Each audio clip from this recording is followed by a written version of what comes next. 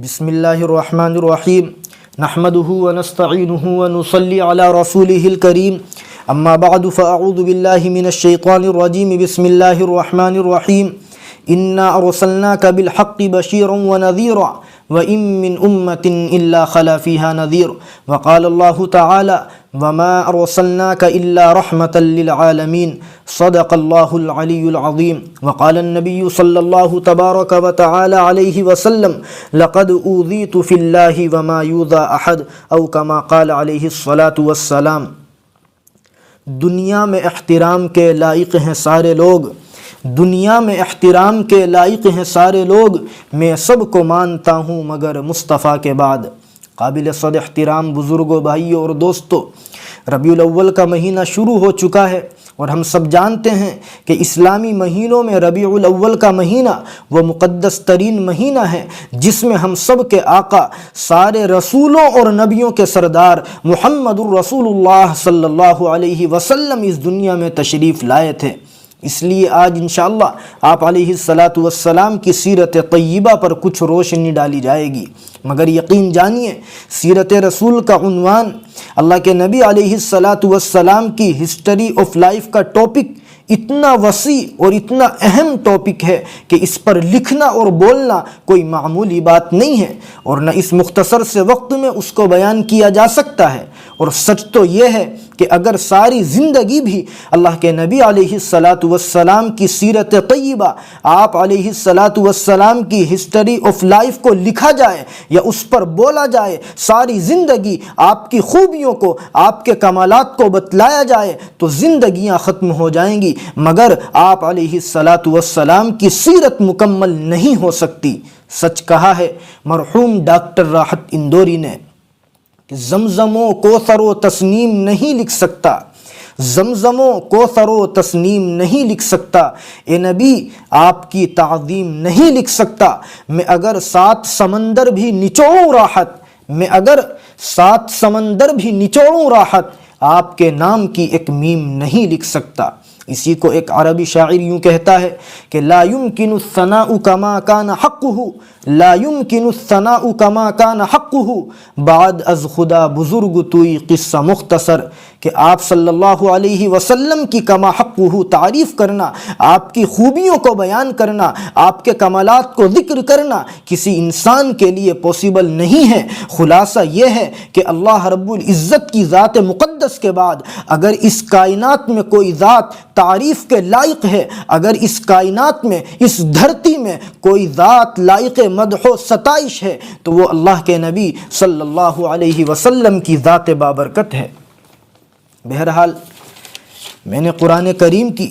سورہ فاطر کی آیت نمبر 24 پڑھی تھی،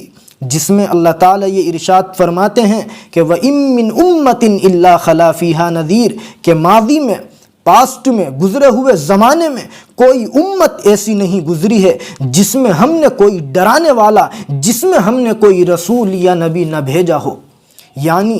جب سے یہ دنیا بنی ہے، جب سے اس کائنات کو سجایا گیا ہے، تبھی سے اللہ تعالیٰ کا یہ دستور اور طریقہ رہا ہے کہ وہ اپنے بندوں کی ہدایت کے لیے اللہ تعالیٰ انسانوں کو ظلمت و تاریکی سے نکال کر نور و روشنی دکھلانے کے لیے رسولوں کو، نبیوں کو اور پیغمبروں کو بھیجتا رہا ہے۔ چنانچہ آپ کو معلوم ہوگا حضرت آدم علیہ الصلاۃ والسلام کو بھیجا، حضرت نوح علیہ الصلاۃ والسلام کو بھیجا، حضرت شیس علیہ الصلاۃ والسلام کو بھیجا، حضرت ادریس علیہ الصلاۃ والسلام کو بھیجا، حضرت صالح علیہ الصلاۃ والسلام کو بھیجا، حضرت ہود علیہ الصلاۃ والسلام کو بھیجا، حضرت لوط علیہ الصلاۃ والسلام کو بھیجا، حضرت موسیٰ علیہ الصلاۃ والسلام کو بھیجا، حضرت عیسیٰ علیہ الصلاۃ والسلام کو بھیجا، اور آخر میں شہنشاہ بطحہ، تاجدار مدینہ، احمد مجتبیٰ، محمد مصطفیٰ صلی اللہ علیہ وسلم کو بھیجا۔ اور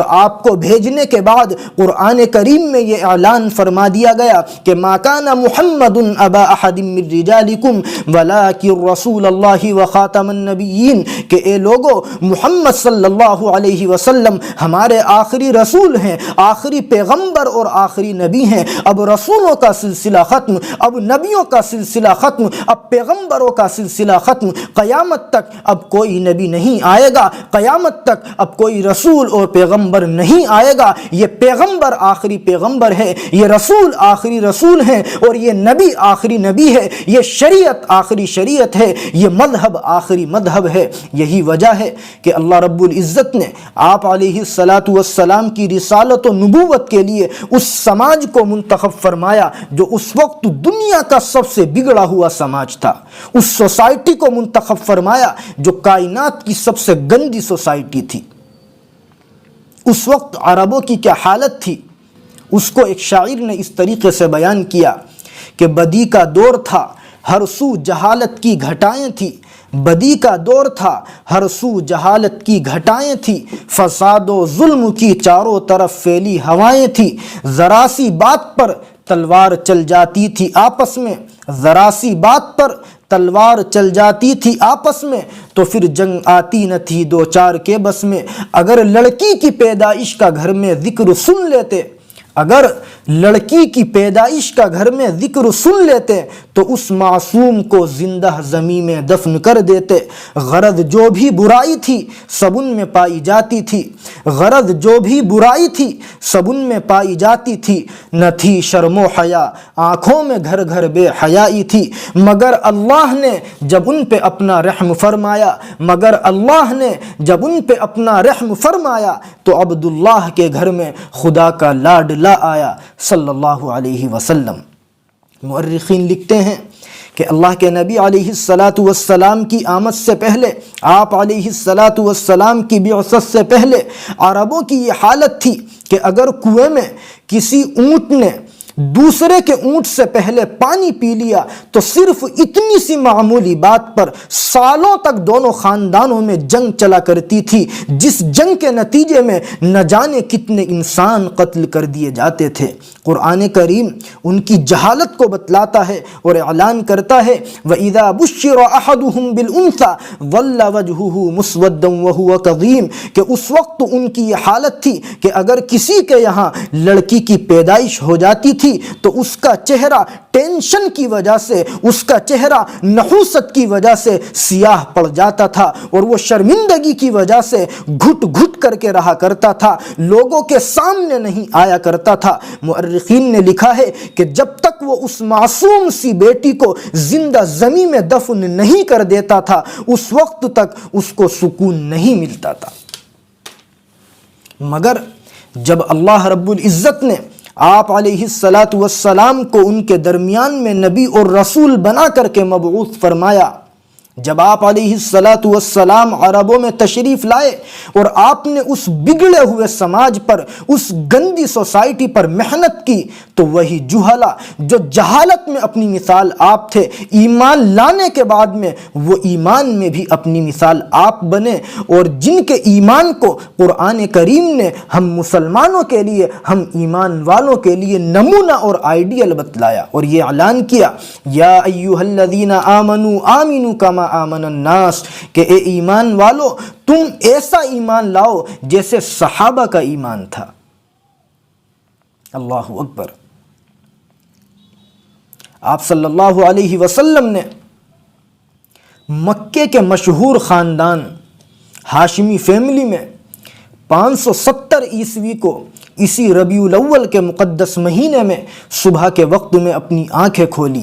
اس یتیمی کے عالم میں کہ ابھی آپ اپنی والدہ محترمہ کے پیٹ میں تھے، کہ آپ کے والد محترم اللہ کو پیارے ہو گئے، ابھی آپ کی عمر 6 سال کی تھی کہ آپ کی والدہ کا سایہ آپ کے سر سے اڑ گیا، آپ کے دادا عبد المطلب آپ کی دیکھ بھال فرمانے لگے۔ مگر دیکھیے گا، مؤرخین لکھتے ہیں کہ جب آپ علیہ السلام کی عمر 8 سال کی ہوئی تو دادا بھی اللہ کو پیارے ہو گئے۔ مؤرخین نے یہاں یہ نکتہ لکھا ہے کہ یہ سب اس لیے ہوا کہ آنے والے وقت میں جب اسلام دنیا کے چپے چپے پر پھیل جائے گا تو لوگ یہ نہ کہہ دے کہ محمد کا دین خاندان کی طاقت کے بلبوتے پر پھیلا ہے۔ آپ صلی اللہ علیہ وسلم جب اس دنیا میں تشریف لاتے ہیں تو پیدائش کے وقت سے ہی آپ علیہ السلام کی برکتوں کا ظہور ہونے لگتا ہے۔ چنانچہ مسند احمد میں 17,086 نمبر کی روایت ہے کہ آپ صلی اللہ علیہ وسلم کی پیدائش کے وقت میں آپ کی والدہ محترمہ نے ایک ایسی روشنی دیکھی جس نے آپ کے بدن سے نکل کر کے ملک شام کے ایوانوں کو اور ملک شام کے محلوں تک کو روشن کر دیا۔ آپ کو معلوم ہوگا اس وقت عربوں کی یہ عادت تھی کہ وہ اپنے بچوں کو خود سے دودھ نہیں پلاتے تھے، بلکہ وہ دودھ پلانے کے لیے دوسری عورتوں کو کرائے پر اور اجرت پر رکھا کرتے تھے۔ چنانچہ وہ عورتیں دوسروں کے بچوں کو اجرت پر، کرائے پر اور مزدوری پر دودھ پلایا کرتی تھی۔ اسی دستور اور عادت کے مطابق آپ صلی اللہ علیہ وسلم کو بھی آپ کی والدہ کے علاوہ ایک دوسری عورت نے، جس کو حضرت حلیمہ کے نام سے یاد کیا جاتا ہے، آپ علیہ السلام کو دودھ پلایا اور آپ کو اللہ کے نبی علیہ السلام کی رضاعی والدہ ہونے کا شرف حاصل ہوا۔ حضرت حلیمہ رضی اللہ تعالی عنہ فرماتی ہیں کہ جس وقت میں محمد کو گود میں لے کر کے اپنی اونٹنی پر بیٹھتی ہوں تو وہی اونٹنی جو کمزوری کی وجہ سے آتے وقت میں سب سے پیچھے چل رہی تھی، میں دیکھتی ہوں کہ جاتے وقت محمد کے بیٹھنے کی وجہ سے وہ سب سے تیز اور سب سے آگے چل رہی تھی۔ وہ فرماتی ہیں کہ میری وہ اونٹنی جس کے تھن میں دودھ نہ کے برابر تھا، بڑی مشکل سے میں اس کا دودھ نکالا کرتی تھی، محمد کے اس اونٹنی پر بیٹھنے کی وجہ سے اس کے تھن دودھ سے بھرے ہوئے تھے۔ بہرحال اللہ کے نبی علیہ السلام عام بچوں کی طرح مکۃ المکرمہ میں اپنی زندگی گزارتے رہے، مگر مؤرخین لکھتے ہیں کہ چونکہ یہ بچہ آگے چل کر کے اس امت کا نبی اور رسول بننے والا تھا، اللہ کو معلوم تھا کہ یہ بچہ آگے چل کر اس امت کا قائد اور رہبر، اس امت کا رسول اور نبی بنے گا، اس لیے بچپن میں ہی اللہ رب العزت نے آپ علیہ السلام کے دل کو فرشتوں کے ذریعے دھلوایا تھا تاکہ اس کے اندر نور نبوت سمانے کی صلاحیت پیدا ہو جائے۔ یہی وجہ ہے کہ پورے مکے میں آپ صلی اللہ علیہ وسلم اپنی صداقت اور امانت میں اتنے مشہور اور معروف تھے کہ نبوت سے پہلے ہی اللہ کے نبی علیہ السلام کو مکے کے تمام لوگ صادق اور امین، یعنی کہ سچا اور امانت دار کہہ کر کے پکارا کرتے تھے۔ جب آپ علیہ السلام کی عمر مبارک 25 سال کی ہوئی تو مکے کی وہ خاتون جس کو خدیجۃ الکبریٰ کے نام سے یاد کیا جاتا ہے، جس کے بزنس کا اور جس کے کاروبار کا پورے مکے میں چرچا تھا، جن سے شادی کرنے کے لیے عرب کے بڑے بڑے سردار لائن میں لگے ہوئے تھے، انہوں نے خود اللہ کے نبی علیہ السلام کو آزمانے کے لیے، آپ کی صداقت اور آپ کی امانت کو چیک کرنے کے لیے اپنا تجارتی سامان دیا اور اپنے غلام کو ساتھ بھیج کر کے ملک شام روانہ کیا۔ جب اللہ کے نبی علیہ السلام وہاں سے واپس تشریف لاتے ہیں اور حضرت خدیجۃ الکبریٰ رضی اللہ تعالی عنہ اللہ کے نبی علیہ السلام کی مزید سچائی اور امانت داری کو یقین کے ساتھ میں محسوس کر لیتی ہیں تو خود سے آگے بڑھ کر اللہ کے نبی علیہ السلام کی خدمت میں نکاح کا پیغام بھیجتی ہے۔ اس طریقے سے 25 سال کی عمر میں آپ علیہ السلام کا پہلا نکاح ہوتا ہے۔ ہم یہاں یہ بات ذہنوں میں رکھیں کہ حضرت خدیجۃ الکبریٰ رضی اللہ تعالی عنہ کی عمر اس وقت میں 40 سال تھی اور اللہ کے نبی علیہ السلام کی عمر مبارک 25 سال تھی۔ اس طریقے سے وہ آپ علیہ السلام سے عمر میں 15 سال بڑی تھی۔ اور یہ بھی مؤرخین نے لکھا ہے کہ حضرت خدیجۃ الکبریٰ رضی اللہ تعالی عنہ اس سے پہلے 2 شوہروں سے بیوہ ہو چکی تھی، اس سے پہلے آپ کے 2 شوہروں کا انتقال ہو چکا تھا۔ یہ جواب ہے ان دشمنان اسلام کے لیے جو آپ علیہ الصلاۃ والسلام کے 11 نکاح کرنے پر بیجا اشکالات کرتے ہیں۔ ہم ان کو بتلائیں کہ محمد الرسول اللہ صلی اللہ علیہ وسلم نے اپنی جوانی کی 25 سال کی عمر میں 2 مردوں کی بیوہ عورت سے 40 سالہ بوڑھی خاتون سے پہلا نکاح فرمایا تھا، اور آپ علیہ الصلاۃ والسلام نے مورخین کے مطابق 53 سال کی عمر تک کوئی نکاح نہیں فرمایا تھا۔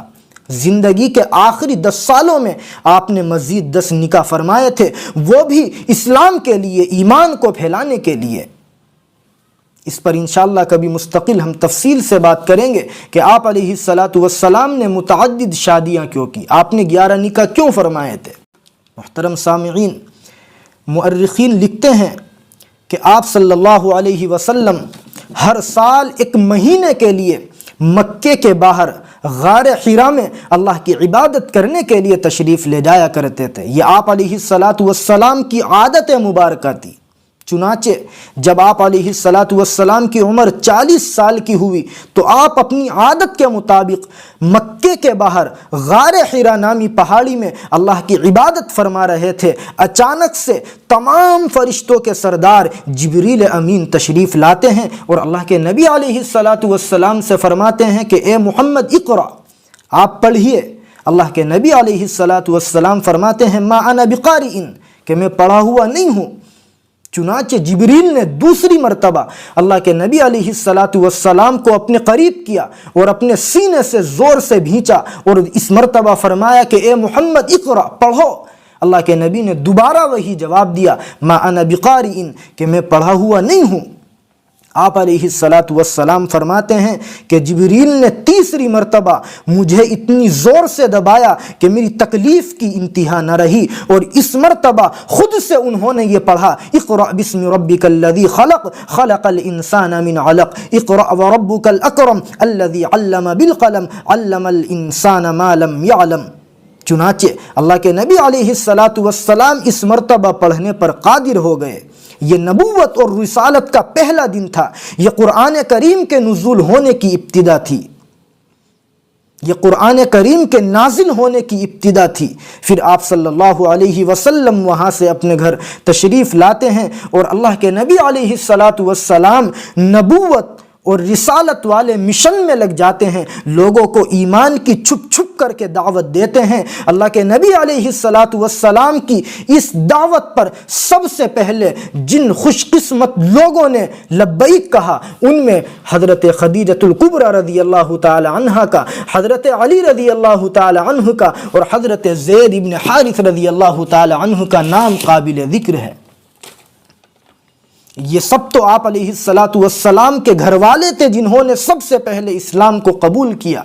پھر آپ علیہ الصلاۃ والسلام نے اپنے دوست حضرت صدیق اکبر رضی اللہ تعالی عنہ کو ایمان کی دعوت دی، تو انہوں نے بغیر کسی تردد کے اور بغیر کسی اشکال کے آپ علیہ الصلاۃ والسلام کی دعوت پر لبیک کہا اور ایمان کے کلمے کو پڑھ کر کے اسلام کو قبول فرمایا۔ لیکن اس کے بعد یہ ہوا کہ جب آپ علیہ الصلاۃ والسلام کو یہ کہا گیا وَأَنذِرْ عَشِيرَتَكَ الْأَقْرَبِينَ، کہ اے محمد آپ اپنے قریبی اور خاندان کے لوگوں کو اسلام کی دعوت دیجئے، تو آپ علیہ الصلاۃ والسلام نے اپنے خاندان کے لوگوں کو صفا نامی پہاڑی پر جمع فرمایا۔ مورخین نے لکھا ہے کہ آپ علیہ الصلاۃ والسلام صفا نامی پہاڑی پر اپنے خاندان والوں کو جمع فرماتے ہیں اور پہاڑی کے اوپر والے حصے پر خود کھڑے ہو جاتے ہیں اور آپ یہ اعلان فرماتے ہیں کہ اے میرے خاندان کے لوگوں، یہ بتلاؤ اگر میں تم سے یہ کہوں کہ پہاڑی کے اس طرف یعنی پہاڑی کے پیچھے دشمنوں کا ایک لشکر ہے جو تمہارے اوپر بہت جلد حملہ کرنے والا ہے، تم میری بات مانو گے یا نہیں؟ تم میری بات کو ایکسپٹ کرو گے یا نہیں کرو گے؟ سب خاندان کے لوگوں نے بیک زبان یہ جملہ کہا کہ اے محمد ہم آپ کی بات کو یقیناً تسلیم کریں گے، اس لیے کہ کبھی زندگی میں ہم نے آپ کو جھوٹ بولتے ہوئے نہیں دیکھا، آپ ہمیشہ سچی گفتگو فرماتے ہیں۔ اللہ کے نبی علیہ الصلاۃ والسلام نے حجت تام فرمانے کے بعد فرمایا قولوا لا الہ الا اللہ تفلحون، اے لوگو لا الہ الا اللہ کہہ لو، تم دنیا اور آخرت دونوں جہان میں کامیاب ہو جاؤ گے۔ آپ نے ان کو بتلایا کہ اے میرے خاندان کے لوگو، اے میرے رشتہ داروں، اے میرے گھر کے لوگو، اگر تم ایمان کا کلمہ پڑھو گے، اسلام کو قبول کرو گے تو تم آخرت میں کامیاب ہو جاؤ گے، جنت میں داخل کر دیے جاؤ گے، اور اگر تم اس ایمان سے انکار کرو گے، اگر تم میری رسالت اور نبوت کو تسلیم نہیں کرو گے تو تم آخرت میں ناکام ہوگے اور تمہیں اس کے بلبوتے پر جہنم میں جلنا پڑے گا۔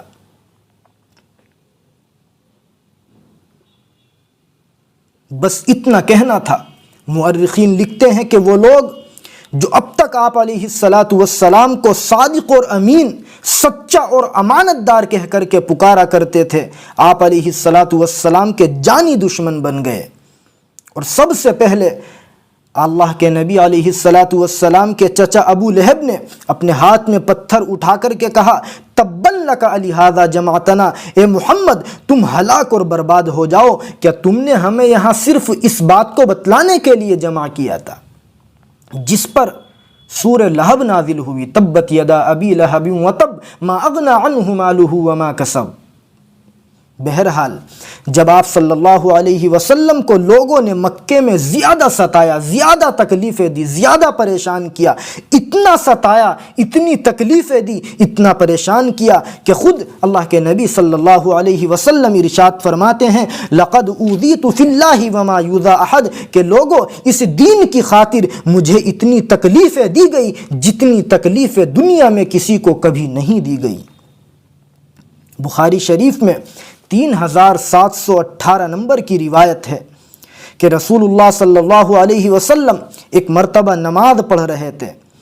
تو عقبہ ابن ابی معیط نے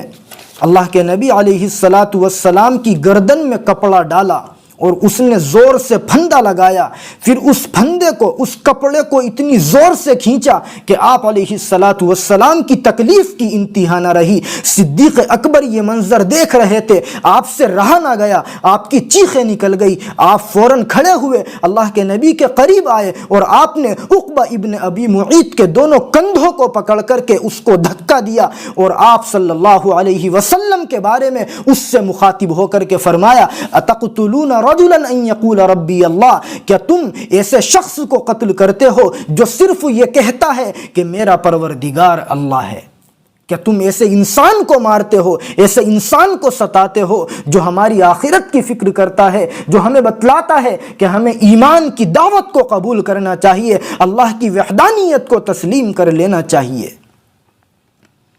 جب آپ صلی اللہ علیہ وسلم مکے والوں سے مایوس ہو گئے، یہاں کے لوگوں کی طرف سے تکلیفیں زیادہ بڑھ گئی، تو آپ علیہ السلام اس ایمان کی دعوت کے لیے، اس اسلام کو پھیلانے کے لیے طائف میں تشریف لے جاتے ہیں۔ طائف والے اللہ کے نبی علیہ السلام کی دعوت پر لبیک کہنے کے بجائے آپ کے جانی دشمن بن جاتے ہیں، نوجوانوں کو آپ کے پیچھے لگا دیتے ہیں جو آپ کو گالیاں بکتے ہیں، آپ پر پتھر برساتے ہیں، یہاں تک کہ آپ علیہ السلام خون سے لہو لہان ہو جاتے ہیں۔ یہ منظرنامہ دیکھ کر قدرت خداوندی جوش میں آتی ہے، اللہ تعالیٰ پہاڑوں کے فرشتوں کو حکم دیتے ہیں، پہاڑوں کے فرشتے اللہ کے نبی کی خدمت میں حاضر ہوتے ہیں اور آپ سے یہ درخواست کرتے ہیں کہ اے محمد صرف اشارہ کر دو، ہم ان ظالموں کو دونوں پہاڑوں کے بیچ میں پیس کر کے تہس نہس کر دیں گے، مگر قربان جائیے اللہ کے نبی علیہ السلام کی شفقت و مہربانی پر آپ فرماتے ہیں، ایک شاعر نے اسی کو یوں کہا کہ جناب رحمت للعالمین نے سن کے فرمایا،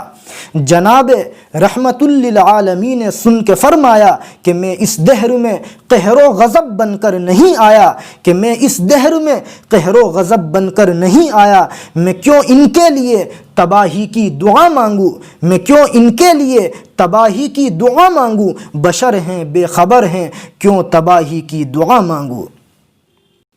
قرآن کریم نے اعلان کیا وَمَا أَرْسَلْنَاكَ إِلَّا رَحْمَةً لِّلْعَالَمِينَ، کہ ہم نے آپ کو جہاں والوں کے لیے رحمت بنا کر کے بھیجا ہے۔ آئے دنیا میں بہت پاک و مکرم بن کر، آئے دنیا میں بہت پاک و مکرم بن کر، مگر آیا نہ کوئی رحمت عالم بن کر، صلی اللہ علیہ وسلم۔ بہرحال آپ صلی اللہ علیہ وسلم مکۃ المکرمہ میں نبوت کے ملنے کے بعد میں، رسالت کے ملنے کے بعد میں 13 سال یعنی اپنی زندگی کے 53 سال تک دعوت و تبلیغ میں لگے رہے، مشن نبوت کو آگے بڑھاتے رہے، مگر آپ صلی اللہ علیہ وسلم کو اس کے بعد میں مکۃ المکرمہ چھوڑ کر کے مدینۃ المنورہ کی طرف ہجرت فرمانے کا حکم دیا گیا، اور یہ اعلان ہوا کہ اے محمد آپ مکے کو چھوڑ کر مدینۃ المنورہ کی طرف ہجرت فرما جائیے۔ چنانچہ اللہ کے نبی علیہ السلام نے نبوت کے 13 سال کے بعد یعنی 53 سال کی زندگی میں اپنے کچھ صحابہ کو لے کر مکے کو چھوڑا اور مدینے کی طرف ہجرت فرمائی، جہاں انصاری صحابہ نے آپ کو فل سپورٹ دی اور آپ علیہ السلام کے ساتھ اس ایمان کے مشن میں، اس اسلام والے مشن میں آگے بڑھے، اور اسلام کا حلقہ اس درجے آگے بڑھتا چلا گیا۔ یہ ہجرت کیسے ہوئی، کیا واقعات پیش آئے، اس پر بھی انشاءاللہ کبھی تفصیل سے بات کریں گے۔ بہرحال اس درمیان میں مکۃ المکرمہ فتح ہوا، اور آپ صلی اللہ علیہ وسلم نے اس وقت میں عام معافی کا اعلان فرمایا۔ صحابہ تو یہ چاہ رہے تھے کہ آج ہمارے دن آئے ہیں، آج مکۃ المکرمہ فتح ہوا ہے، آج ہم خانہ کعبہ کا طواف کریں گے، بیت اللہ کا حج کریں گے، صفا مروہ کی ہم سعی کریں گے، اور ہم ان ظالموں سے بدلہ لیں گے۔ لیکن اللہ کے نبی علیہ السلام نے جب صحابہ کی زبان سے یہ جملہ سنا، الیوم یوم الملحمہ، کہ آج بدلے کا دن ہے، آج ہم بدلہ لیں گے، آپ نے فرمایا نہیں، لا تثریب علیکم اليوم، آج تمہارے اوپر کوئی دار و گیر نہیں ہوگی، آج تمہارے اوپر کوئی سختی نہیں ہوگی، جاؤ تم سب معاف کر دیے گئے۔ اور آپ نے یہاں تک فرمایا من دخل دار ابی سفیان فہو آمن، کہ جو ابو سفیان کے گھر میں بھی داخل ہو جائے گا ہم اس کو بھی امان دیں گے۔ ہم عام معافی کا اعلان فرماتے ہیں۔ چنانچہ اللہ کے نبی علیہ السلام نے خانہ کعبہ کا طواف کیا، وہاں جو بت تھے ان کو وہاں سے نکلوا کر خانہ کعبہ کو پاک اور صاف فرمایا، اور آپ نے بیت اللہ شریف کا حج فرمایا۔ اللہ کے نبی علیہ السلام اس امت کو یہ پیغام دے کر کے 63 سال کی عمر میں دنیا سے فرما گئے کہ لوگو ترکت فیکم امرین لن تضلوا ما تمسکتم بہما کتاب اللہ و سنت رسولی، کہ لوگو میں تمہارے درمیان سے جا رہا ہوں، میرے دنیا سے چلے جانے کا وقت آ رہا ہے، لیکن یاد رکھو میں جانے سے پہلے تمہارے درمیان میں 2 ایسی چیزوں کو چھوڑ کر کے جا رہا ہوں کہ اگر تم ان 2 چیزوں کو مضبوطی سے پکڑے رکھو گے، اگر تمہارا تعلق ان 2 چیزوں سے مضبوط رہے گا، اگر تم ان 2 چیزوں کو مضبوطی سے تھامے رکھو گے تو تم گمراہ نہیں ہو سکتے، تم برباد نہیں ہو سکتے، تم ہلاک نہیں ہو سکتے۔ آپ نے فرمایا کتاب اللہ و سنت رسولہ، ان میں سے ایک چیز ہے اللہ کی کتاب یعنی قرآن کریم، اور دوسری چیز ہے میری سیرت اور میری سنت۔ آپ صلی اللہ علیہ وسلم حجۃ الوداع کے موقع پر اپنی دعوت والی محنت کو، اپنی ایمان اور اسلام والی تبلیغی محنت کو اس امت کے حوالے فرما کر کے یہ اعلان فرما کر کے چلے گئے فَلْيُبَلِّغُ الشَّاهِدُ الْغَائِبُ، کہ لوگوں تم میں سے جو یہاں موجود ہے ان کو چاہیے کہ وہ اس ایمان کو، اس اسلام کو، اور میرے اس قرآن کو اور میرے اس دعوت والے مشن کو آنے والوں تک پہنچائیں۔ چنانچہ ہم سب مسلمانوں کا یہ فریضہ اور یہ حق بنتا ہے کہ ہم اس ایمان پر اپنی محنت لگائیں، ہم اس ایمان کو اور اسلام کو سیکھیں، اور سیکھنے کے بعد اس اسلام اور ایمان کو دوسروں تک پہنچائیں اور اپنی آخرت کو سنوارے۔ اب قیامت تک کوئی رسول اور کوئی نبی نہیں آئے گا، اس نبوت والے مشن میں، اس دعوت اور تبلیغ والے مشن میں ہمیں اپنے آپ کو لگانا پڑے گا، اور اس ایمان کو، اس اسلام کو دوسروں تک پہنچانے کے لیے ہمیں انتھک کوششیں کرنی پڑے گی، تبھی ہماری دنیا اور آخرت سنور سکتی ہے۔ اللہ کے نبی صلی اللہ علیہ وسلم نے حضرت علی سے فرمایا تھا لَأَن يَهْدِيَ اللَّهُ بِكَ رَجُلًا، اے علی اگر تمہارے کہنے سننے کے ذریعے، اے علی اگر تمہاری محنت کے ذریعے اللہ تعالیٰ کسی ایک انسان کو بھی ہدایت والے راستے پر چلا دے تو یہ تمہارے لیے سرخ اونٹنیوں سے بہتر ہے۔ اس زمانے میں سرخ اونٹنیاں اس زمانے کے ہیرے جواہرات اور سونے چاندی سے زیادہ قیمتی ہوا کرتی تھی، اس لیے آپ نے مثال میں اسی کا ذکر فرمایا۔